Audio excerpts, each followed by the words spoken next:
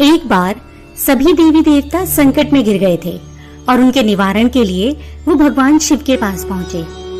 उस समय भगवान शिव, माता पार्वती अपने दोनों पुत्रों कार्तिकेय और गणेश जी के साथ बैठे हुए थे।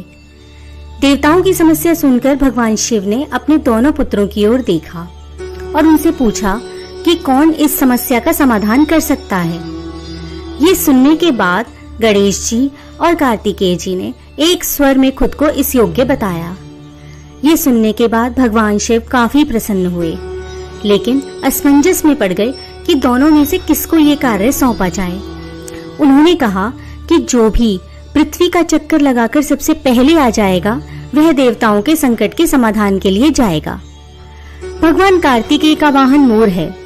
वे उस पर सवार होकर पृथ्वी की परिक्रमा करने के लिए निकल पड़े।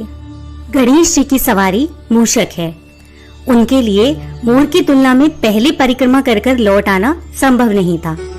गणेश जी बहुत ही चतुर हैं। वे जानते थे कि चूहे पर सवार होकर वह पहले पृथ्वी की परिक्रमा नहीं कर पाएंगे। उन्होंने एक उपाय सोचा। वे अपने स्थान से उठे और दोनों हाथ जोड़कर भगवान शिव और माता पार्वती की 7 बार परिक्रमा करके वापस अपने आसन पर विराजमान हो गए। और उधर जब भगवान कार्तिकेय पृथ्वी की परिक्रमा करके आए तो उन्होंने स्वयं को विजेता घोषित किया, क्योंकि गणेश जी तो वहीं के वहीं बैठे हुए थे। तब महादेव जी ने गणेश से पूछा कि वे पृथ्वी की परिक्रमा करने के लिए क्यों नहीं गए और उनकी परिक्रमा क्यों की। इस पर गणेश जी ने कहा, माता पिता के चरणों में ही पूरा संसार है। इस वजह से उन्होंने अपने माता पिता की परिक्रमा कर दी। और गणेश जी के इस उत्तर से भगवान शिव और माता पार्वती बहुत प्रसन्न हुए और उन्होंने गणेश जी को देवताओं के संकट दूर करने को भेजा। साथ ही भगवान शिव ने गणेश जी को आशीर्वाद भी दिया कि जो भी चतुर्थी के दिन गणेश पूजन करेगा और चंद्रमा को जल अर्पित करेगा, उसके सभी दुख दूर हो जाएंगे, उसके संकटों का समाधान होगा, पापों का नाश होगा और उसके जीवन में सुख समृद्धि आएगी। गणेश चतुर्थी व्रत भगवान गणेश को समर्पित है। इस दिन गणेश जी की विशेष पूजा की जाती है।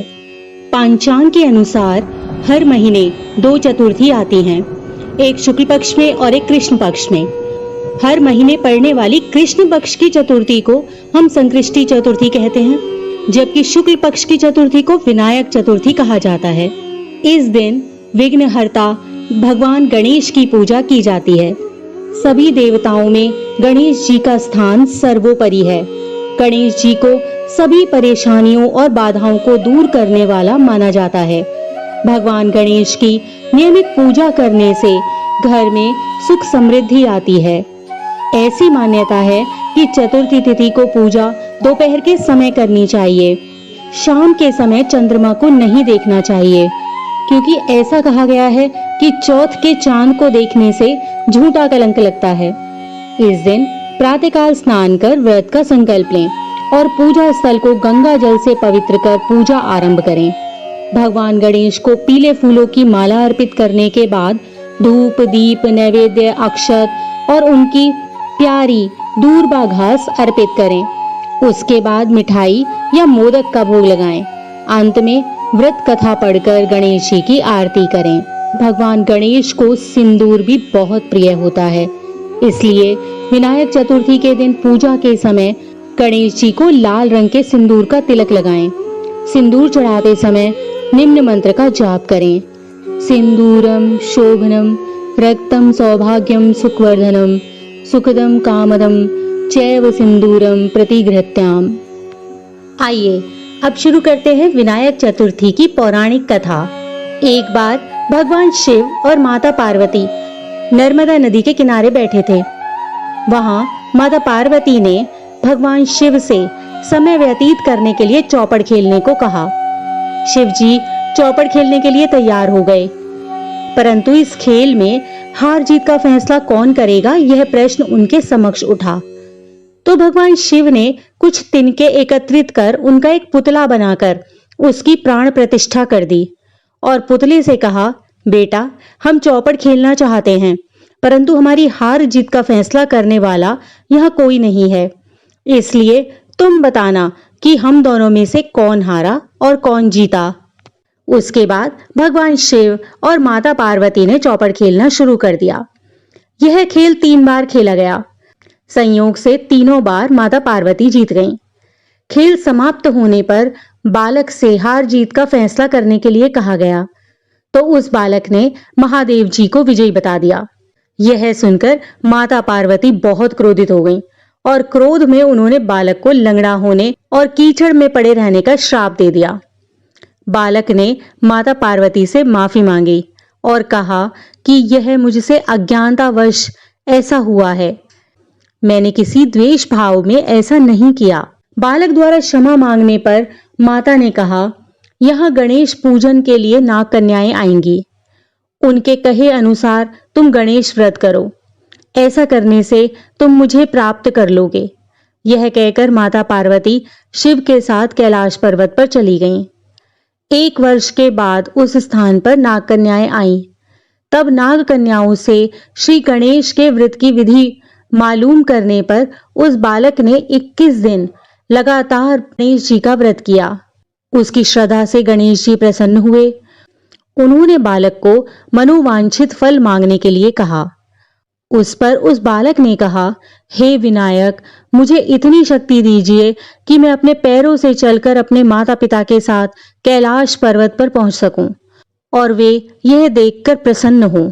तब बालक को वरदान देकर श्री गणेश अंतर्ध्यान हो गए। इसके बाद वह बालक कैलाश पर्वत पर पहुंच गया और कैलाश पर्वत पर पहुंचने की अपनी कथा उसने भगवान शिव को सुनाई।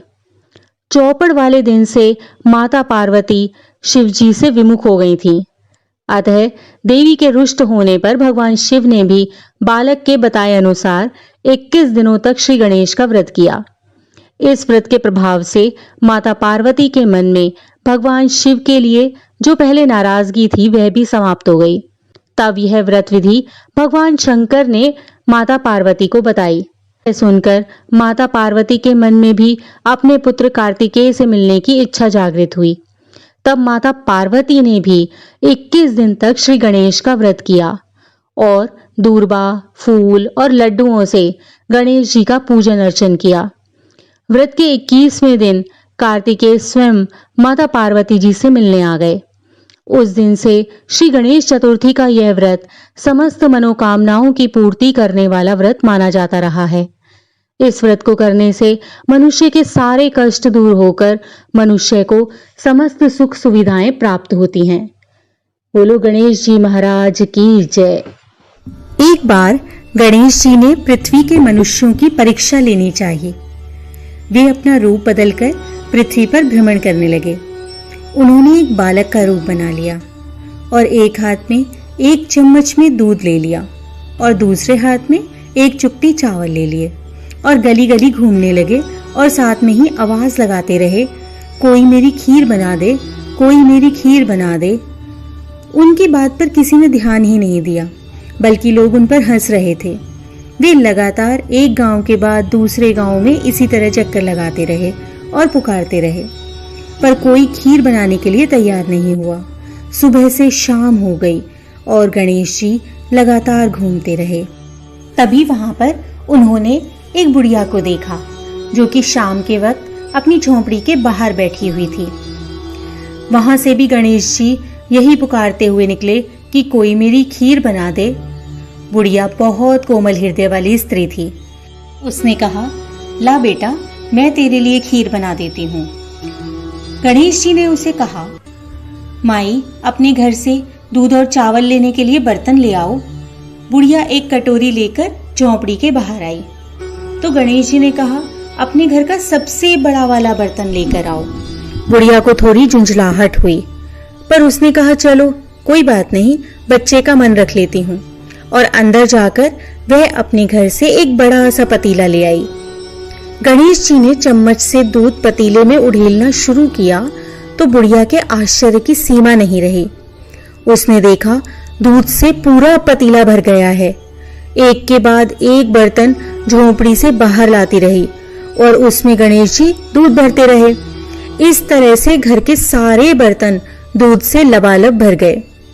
भगवान गणेश ने बुढ़िया से कहा, मैं स्नान करके आता हूँ, तब तक तुम मेरी खीर बना दो और मैं वापस आकर खाऊंगा।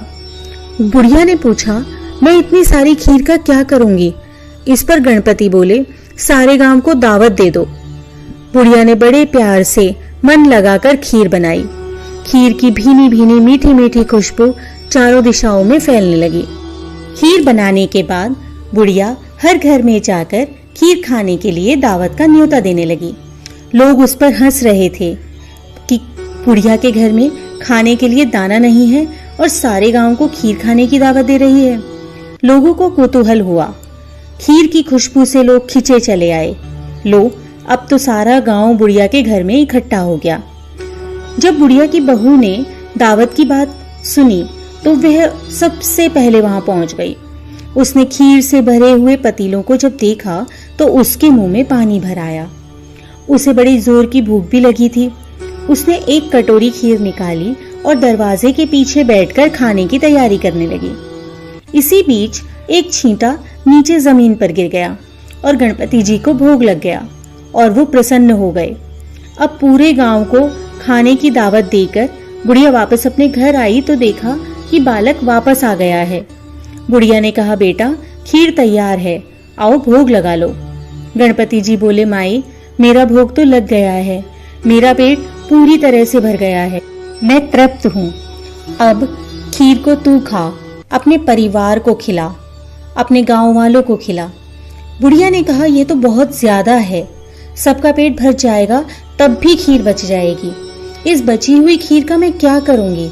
इस पर गणेश जी बोले, उस बची हुई खीर को रात में अपने घर के चारों कोनों में रख देना। बुढ़िया ने ऐसा ही किया। जब सारा गांव जी भरकर खा चुका तब भी ढेर सारी खीर बच गई। उसने उसके पात्रों को अपने घर के चारों कोनों में रख दिया।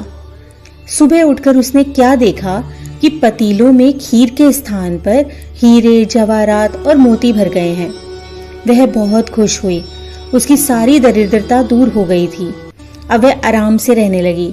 उसने गणपति जी का एक भव्य मंदिर बनवाया और साथ में एक बड़ा सा तालाब भी बनवाया। इससे उसकी प्रसिद्धि चारों तरफ फैलने लगी। उस जगह वार्षिक मेले लगने लगे। लोग गणेश जी की कृपा प्राप्त करने के लिए उस स्थान पर आते, पूजा करते और मान्यताएं मानने लगे। गणेश जी सबकी मनोकामनाओं को पूर्ण करने लगे। इसलिए हे गजानन, हम आपसे विनती करते हैं कि जैसी तुमने बुढ़िया पर कृपा की, वैसे ही कहते की, सुनता की और हुंकारा भरते की सब पर कृपा करो। विष्णु भगवान लक्ष्मी जी से विवाह करने जा रहे थे। उन्होंने सारी सभा इकट्ठी की और सारे देवताओं को बुलाया और देवता लोग कहने लगे, हम तो चल पड़ेंगे लेकिन गणेश जी को साथ नहीं ले जाएंगे, क्योंकि इसे तो 1 मन मूंग, 1.25 मन चावल और खूब सारा घी नाश्ता एक बार में ही खाने के लिए चाहिए। इसके तो सूंड भी है, लंबे लंबे कान हैं, ऊंचा माथा है, इसको साथ ले जाकर क्या करेंगे? इसको देखकर कुंडनपुर की नारियां शर्मा जाएंगी। इसको तो घर की रखवाली करने के लिए छोड़ चलते हैं। सब भगवान की बारात में चले गए। इतने में नारद जी आए। उनसे गणेश जी का ये हाल नहीं देखा गया और गणेश जी से बोले, तुम्हारा तो बड़ा अपमान हुआ है, क्योंकि तुम्हें घर की रखवाली के लिए छोड़ गए हैं। तुम्हें ले जाने से उनकी बारात बुरी लगती ना, इसलिए तुम्हें नहीं ले गए हैं। गणेश जी बोले, अब क्या करें? तब नारद जी बोले, तुम धरती को खोखली कर दो। गणेश जी ने नारद जी के कहने के अनुसार ऐसा ही किया। इससे भगवान के रथ का पहिया धरती में फंस गया।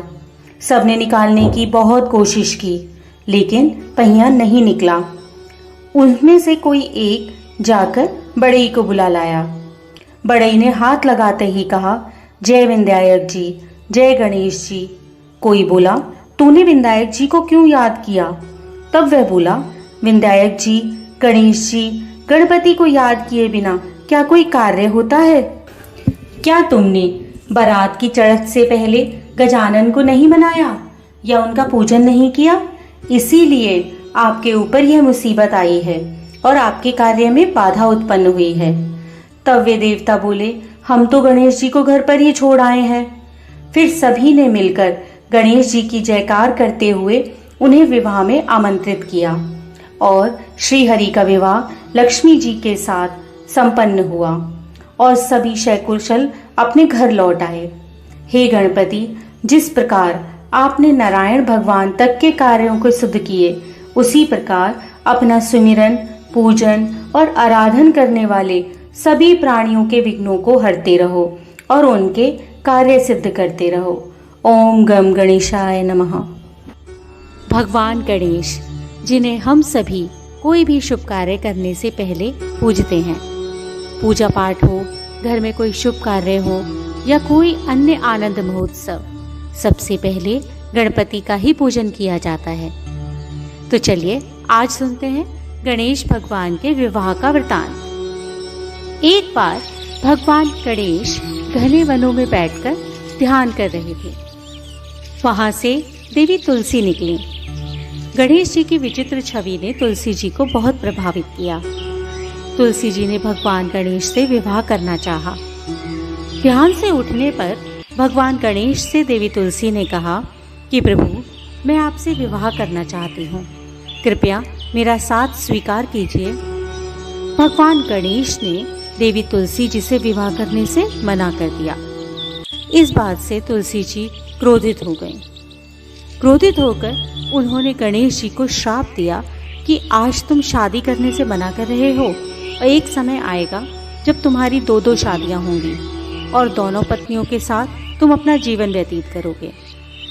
तुलसी जी के श्राप को कुछ समय बीता, तब तक भगवान गणेश जी की भी विवाह करने की इच्छा जागृत हो गई।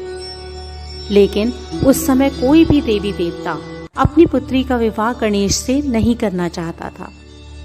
देवताओं का कहना था कि सभी देवी देवता इतने अधिक रूपवान हैं और गणपति देवताओं से अलग दिखते हैं, इसलिए उनसे कोई भी विवाह करना नहीं चाहता था। विवाह न होने से गणपति क्रोधित रहने लगे और जब भी किसी देवी देवता का विवाह होना तय होता तो वो उसमें विघ्न डाल देते और इस काम में उनका वाहन मूषक उनकी बहुत मदद करता था। वह विवाह स्थल पर पहुंचकर वहां पर फल, मिठाइयों और मंडप को अपने नुकीले दांतों से कुतर कुतर कर सब कुछ तहस नहस कर देता था। गणेश जी के इस कृत्य से सभी देवी देवता बहुत परेशान हो गए।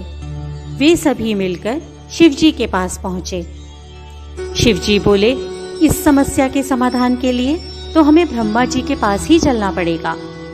जब वे सभी एकत्रित होकर ब्रह्मा जी के पास पहुंचे तो ब्रह्मा जी ने 2 मानस पुत्रियों को उत्पन्न किया। उनका नाम रिद्धि और सिद्धि रखा गया।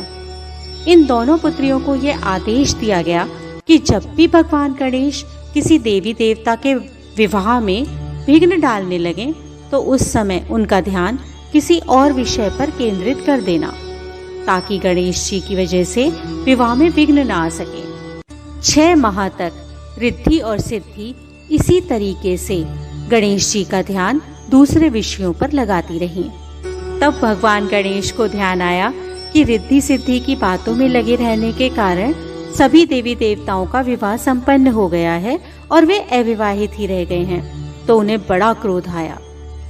इसका पता लगने के बाद ब्रह्मा जी रिद्धि सिद्धि के साथ गणेश जी के समक्ष प्रकट हुए और भगवान गणेश से रिद्धि सिद्धि के साथ विवाह करने का प्रस्ताव प्रस्तुत किया।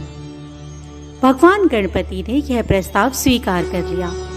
इसी के साथ ही देवी तुलसी का श्राप भी सच हो गया। भविष्य में उनके 2 पुत्र शुभ और लाभ भी हुए और साथ ही एक पुत्री देवी संतोषी का भी प्राकट्य हुआ। इसी प्रकार की अन्य व्रत एवं पौराणिक कथा कहानियों के लिए हमारे चैनल को सब्सक्राइब और शेयर करें, ताकि आप भी दूसरों तक इन्हें पहुंचाकर धर्म लाभ प्राप्त कर सकें।